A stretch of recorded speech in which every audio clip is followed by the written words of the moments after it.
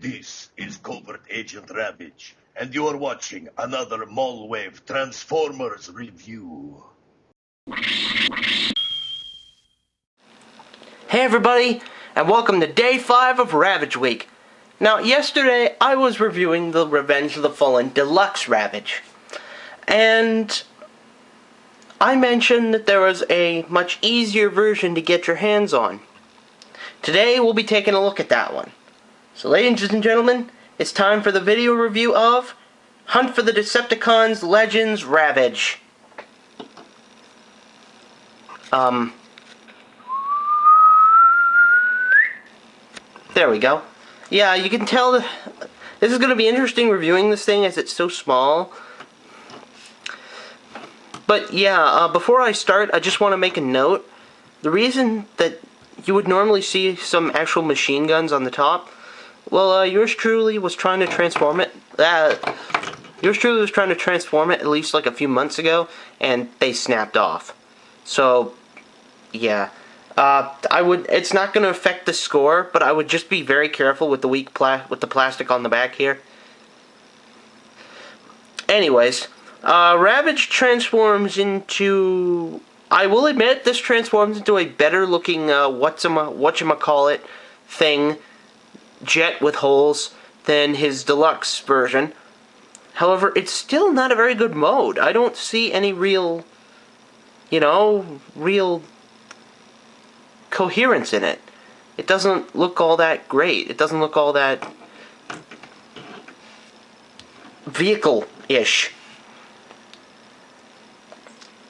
I mean, if we want to talk about a plane, zoom out a bit, like, you want to, like, this is not a plane, plane, not a plane, plane. It's just that simple. So, I'm going to give the Revenge of the Fallen, I'm going to give the deluxe, not deluxe, wow, I either mess up one word or another. So I'm going to give the Hunt for the Decepticons Legends Ravage a 12 out of 25. Just like, as I said, just with the deluxe version, I have no clue what the hell this is supposed to be. Like, that's not good if your vehicle mode literally has nothing distinguishable about it.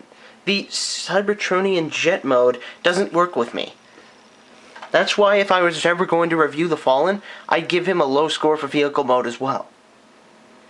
But now it's time for the transformation sequence. This is going to be incredibly easy.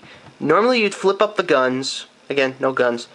So, after that, you want to fold up the tail.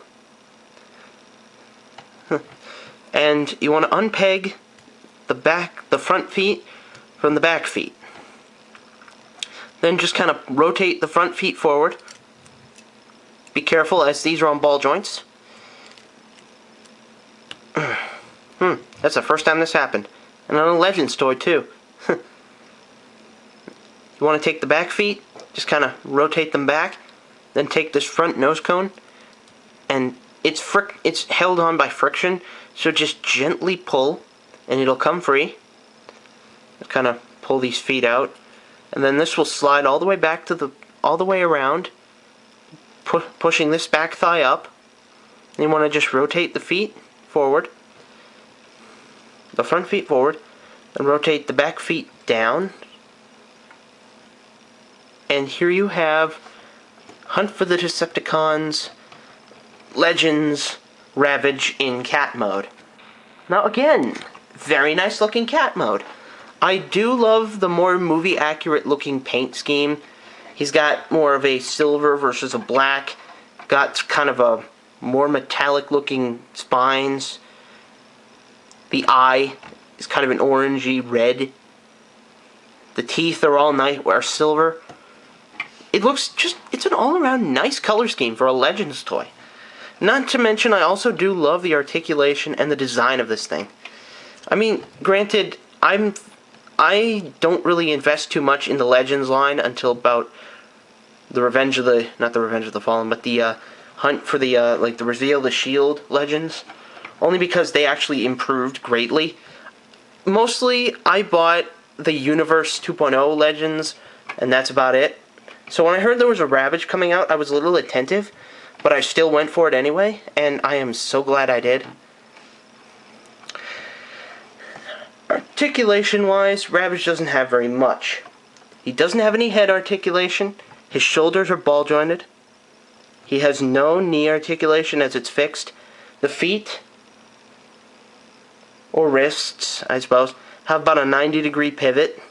There's no waist articulation, unless you consider it wobbling slightly. Both thighs are on ball joints.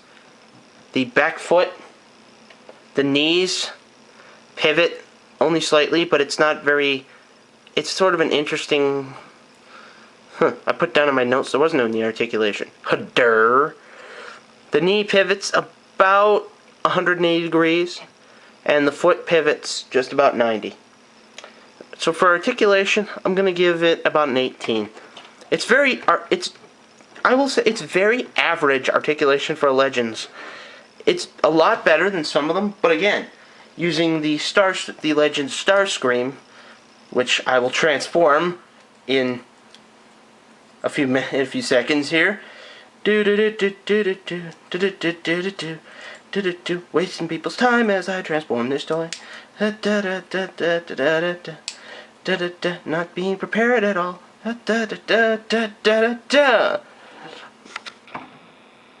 See, I didn't even need a jump cut.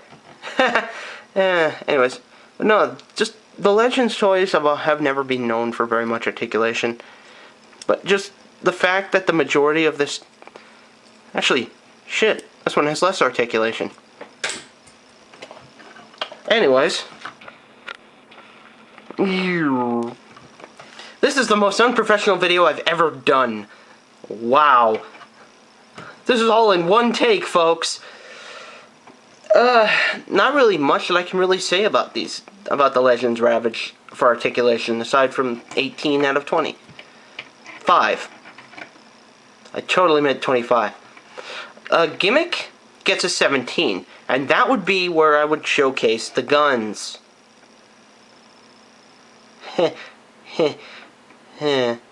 Well, I can say that the gun was on a pivot. Basically, the gun is just a single piece that would just pivot forward and back on a single rotating joint. You know, kind of like actually, I have the perfect demonstration right here with one of the power core drones.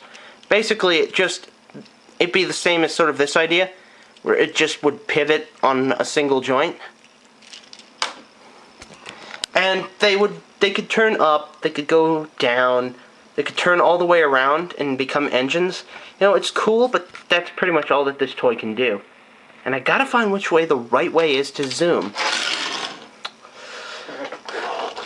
But for fun factor, this toy scores a 21. Obviously, this toy is easy to transform. It's a Legends. The price point is very good. If you were a parent and you had to pick between the Legends or the Deluxe Ravage, both of them pretty much do the same thing. You're not going to lose out on very much if you pick one over the other. And if you want a toy that a kid will really enjoy at a very small price, always buy Legends. Legends are probably the best.